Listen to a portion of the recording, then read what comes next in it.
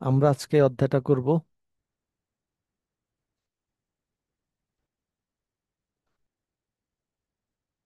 আপনাদের সিলেবাসের এই অংশটুকু, accounting as an information system. আমরা চ্যাপ্টারের হেডিংটা দিলাম ডাবল এন্ট্রি সিস্টেম, কিন্তু এই টপিকগুলো আমরা কভার করব। তো এখানে বলা রয়েছে ওয়ার্কশিট। তো ওয়ার্কশিট আমরা আলাদা একটা অধ্যায় শিখব। তাহলে আমরা শুরু করি।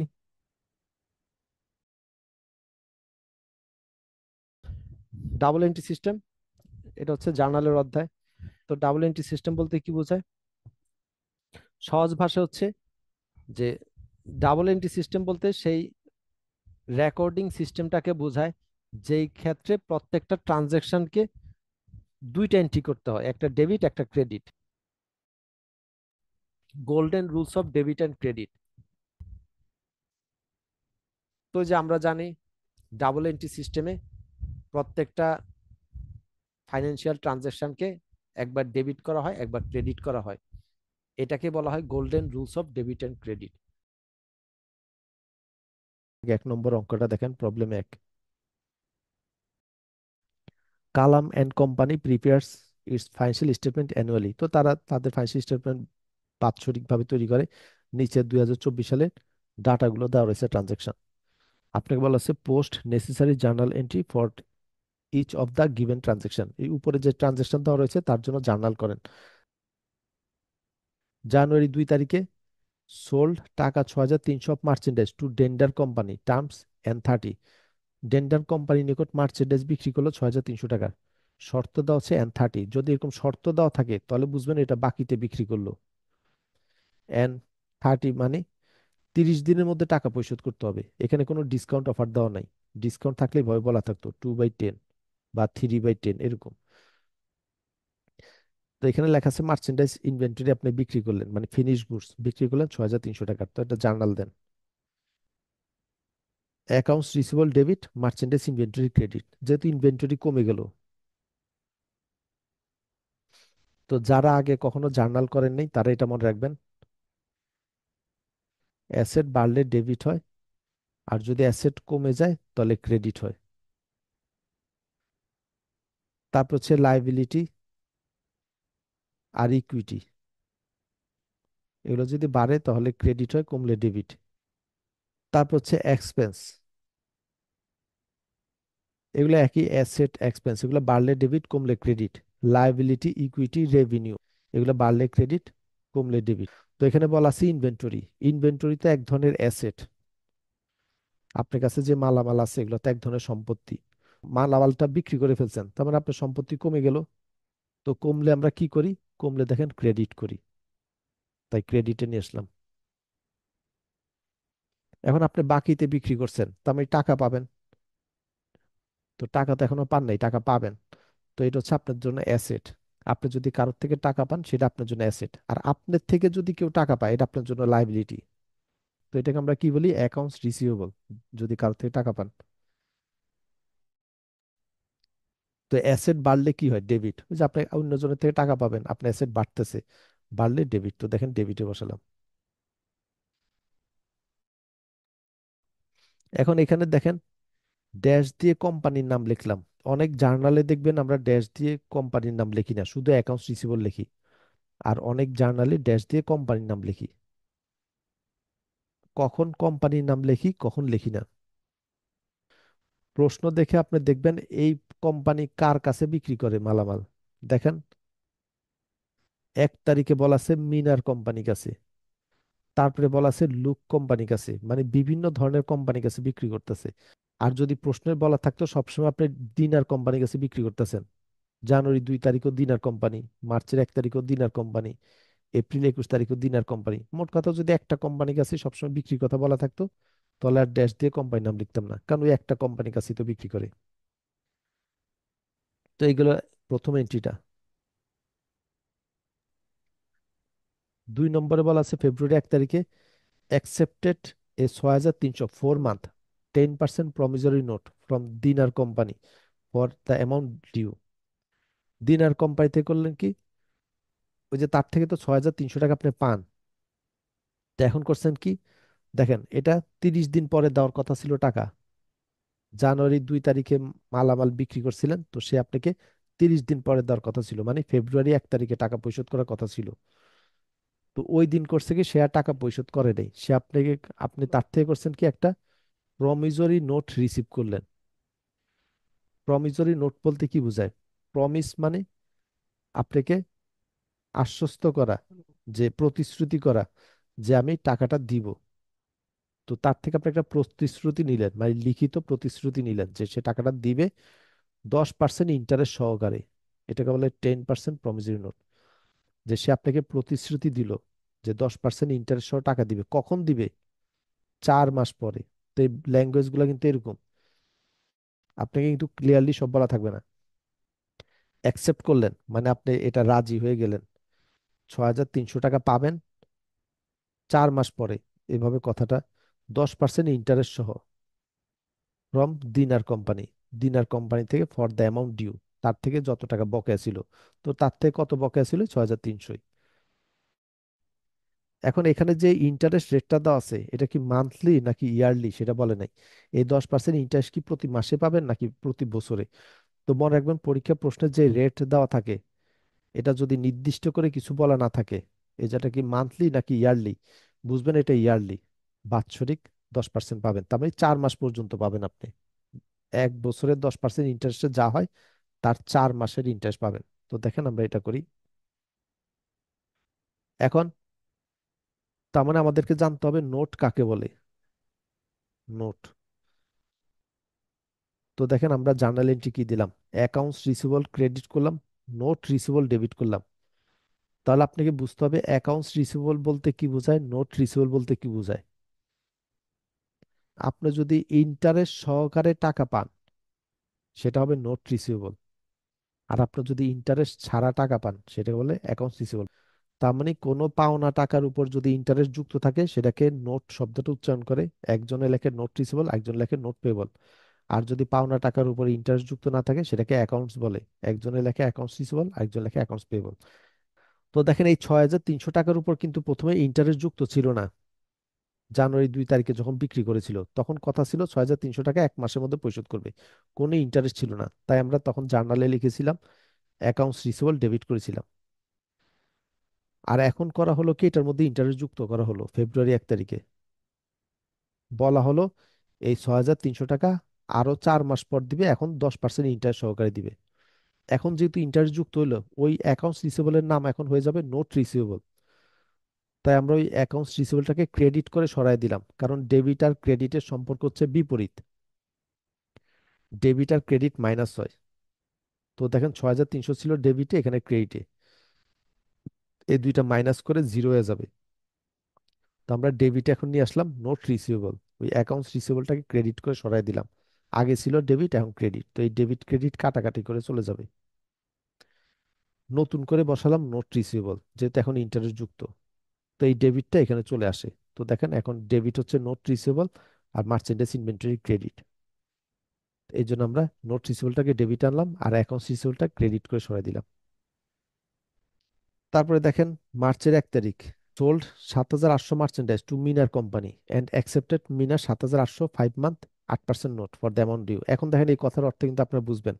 7,800 টাকার মার্চেন্ডাইজ বিক্রি করলো মিনার কোম্পানির কাছে, এবং সে গ্রহণ করলো 7,800 টাকার 5 মাস। 5 মাস মানে 5 মাস পরে টাকাটা পরিশোধ করবে 8% ইন্টারেস্ট সহকারে।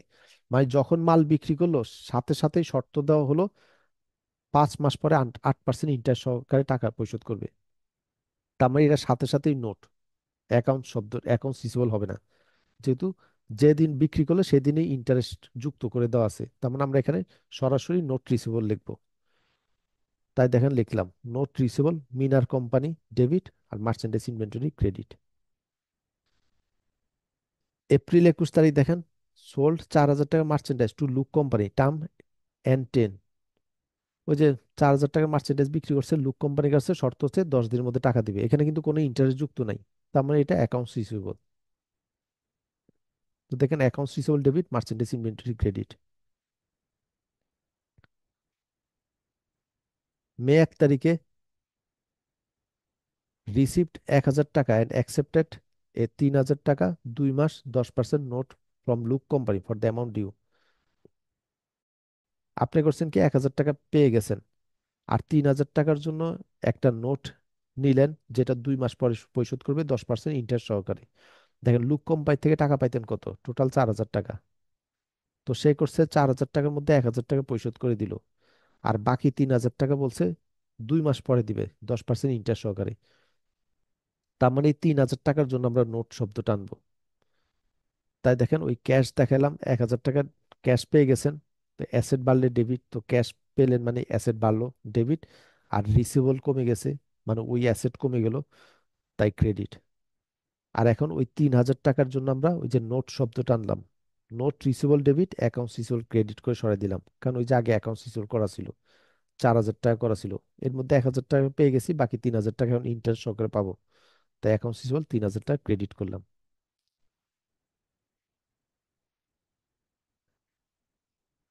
জুন 1 তারিখে বলা হলো collected Dinar company's note in full, Dinar কোম্পানির নোটের টাকাটা সম্পূর্ণ কালেকশন করছেন। তো দিনার কোম্পানি থেকে কত টাকা পাইতেন, 6,300 টাকা, এই টাকাটা কালেকশন করছেন, তাই ক্রেডিট করে সরাই দিলাম। যেহেতু কালেকশন করছেন আর টাকা পান না, অ্যাসেট কমে গেল, যেহেতু পান না তো অ্যাসেট কমলে ক্রেডিট। এখন আপনি ইন্টারেস্ট সহকারে পাবেন। কত দিনের ইন্টারেস্ট পেতেন, ওই যে দেখেন ফেব্রুয়ারি 1 তারিখে এই নোটটা অ্যাকসেপ্ট করছেন 4 মাসের জন্য, তার মানে ফেব্রুয়ারি পুরাটা শেষ হলে 1 মাস, মার্চ মাস সম্পূর্ণ শেষ হলে আরেক মাস 2 মাস, এপ্রিল মাস সম্পূর্ণ শেষ হলে 3 মাস, মে মাস সম্পূর্ণ শেষ হলে হচ্ছে 4 মাস। তার মানে জুনের 1 তারিখে পাবেন। তো দেখেন জুনের 1 তারিখে 4 মাস পরে টাকাটা পেলেন, তার মানে এই 4 মাসের ইন্টারেস্ট এখন আপনি পাবেন। 4 মাস পরে দেওয়ার কথা ছিল, 4 মাস হয়ে গেছে, 4 মাসের ইন্টারেস্ট আপনি পাওনা হইলেন। এই 6,300 টাকার উপর পাবেন ইন্টারেস্ট কত, 10%। এই 10% কত দিনের ইন্টারেস্ট, 1 বছরের, কারণ আমি বলছি প্রশ্নে যে রেট দেওয়া থাকে এটা বাৎসরিক হিসাবে। এখন আপনি তো আর 1 বছরের ইন্টারেস্ট পাবেন না, পাবেন কত দিনের, 4 মাস। তাই এটাকে করবেন কি, 12 দ্বারা ভাগ করে 4 দ্বারা গুণ করেন, তাহলে 4 মাসের ইন্টারেস্ট বের হবে। তো আমরা এইভাবে বের করলাম, 210 টাকা হয় ইন্টারেস্ট। তো ইন্টারেস্ট রেভিনিউ ক্রেডিট, ওই যে আমি বললাম রেভিনিউ গুলো হচ্ছে, রেভিনিউ যদি বাড়ে সেটা ক্রেডিট হয়, তো ক্রেডিটে আসলো। তো এখন আপনি তার মানে এখন টোটাল কত টাকা পেলেন, 6,300 টাকা ছিল নোটের টাকা, আর ইন্টারেস্ট 210 টাকা, টোটাল 6,510, তো ক্যাশ 6,510 ডেবিট।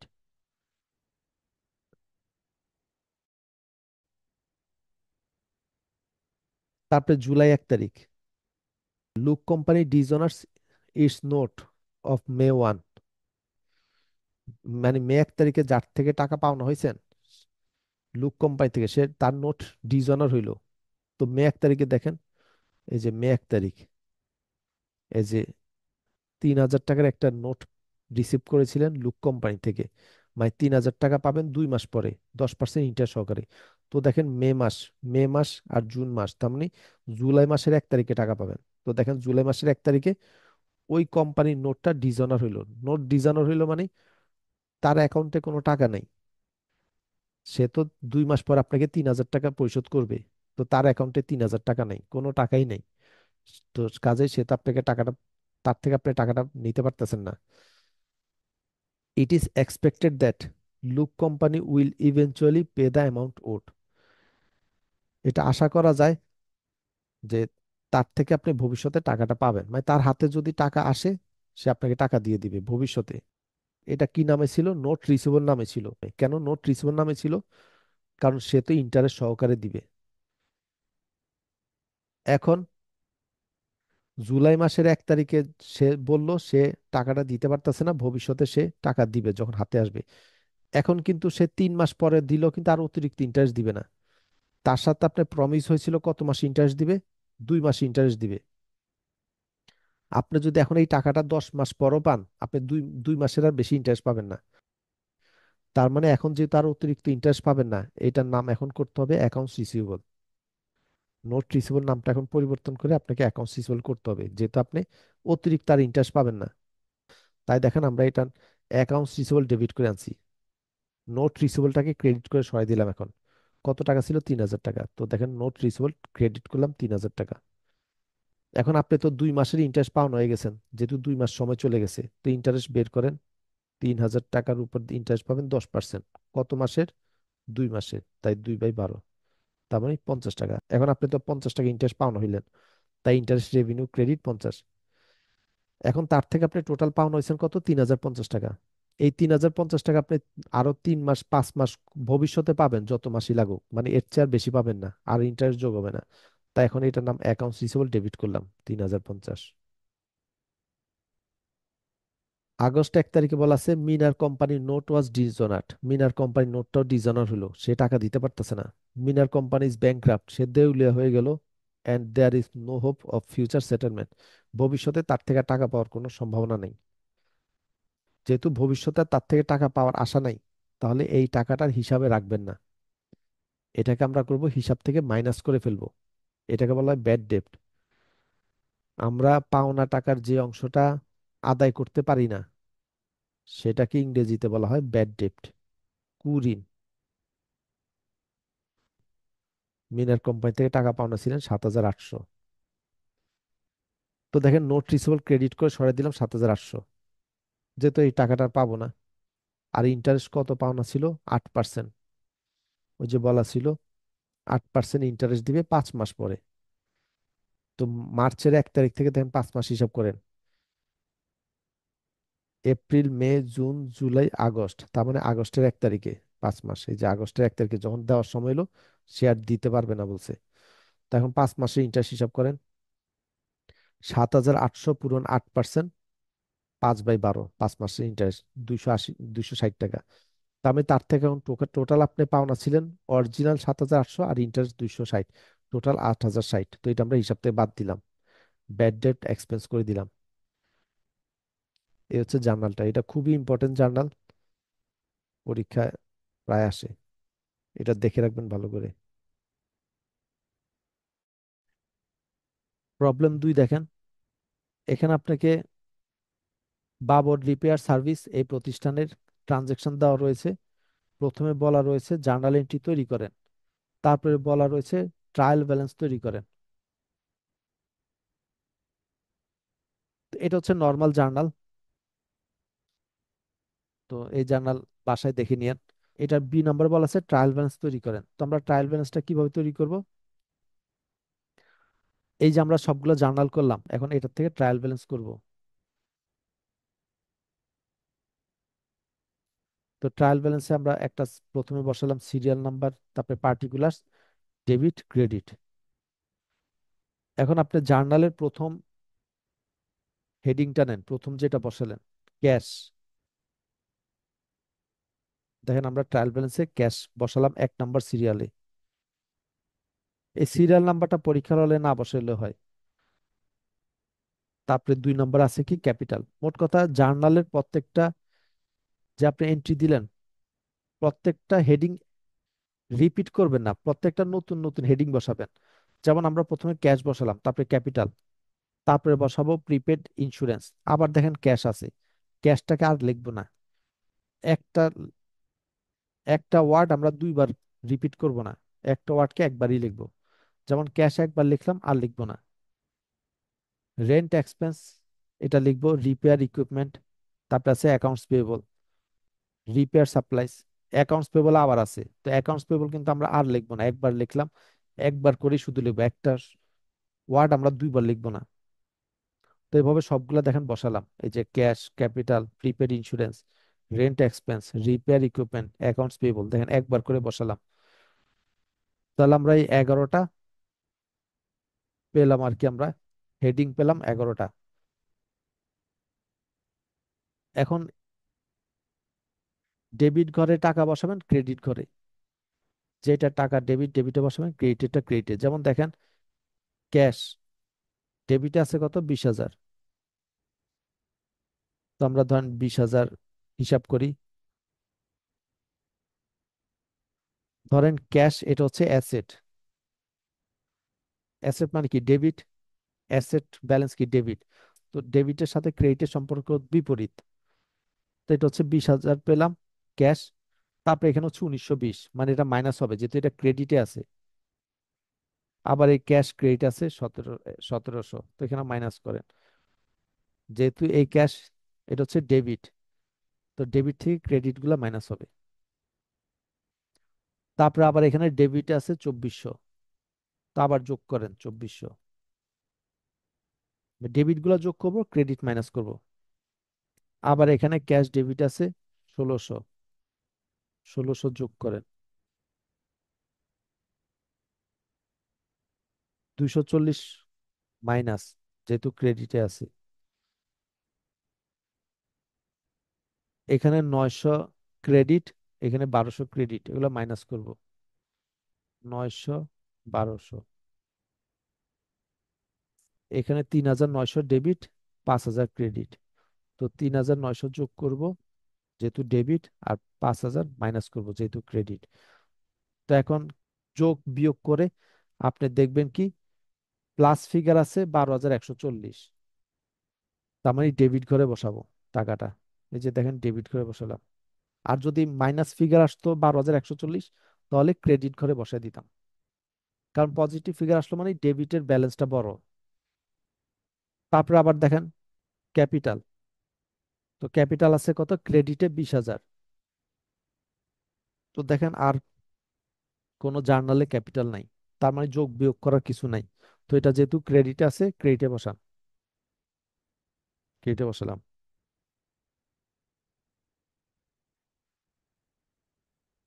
তারপরে ধরেন অ্যাকাউন্টস পেয়েবলটা দেখাই। অ্যাকাউন্টস পেয়েবল এখানে ক্রেডিট আছে 14,400, এখানে আবার অ্যাকাউন্টস পেয়েবল ক্রেডিট আছে 1872। যোগ করেন, কারণ ক্রেডিট ক্রেডিট যোগ হয়। এখানে ডেবিট আছে 900, তার মানে মাইনাস করেন 900। আর দেখেন নাই, তা আপনি এখন ক্যালকুলেশন করলে দেখবেন 15,372 হয়। তো আমরা ক্রেডিটে বসালাম 15,372। তো এইভাবে সবগুলা বসার পর আপনি যদি দেখেন ডেবিট আর ক্রেডিট সমান হয়, বুঝবেন আপনার অঙ্ক ঠিক আছে। কারণ ট্রায়াল ব্যালেন্সের দুই সাইড সমান হয়। তো দেখেন এখানে আমাদের ডেবিট আর ক্রেডিট সমান, তার মানে আমাদের অঙ্কটা ঠিক আছে।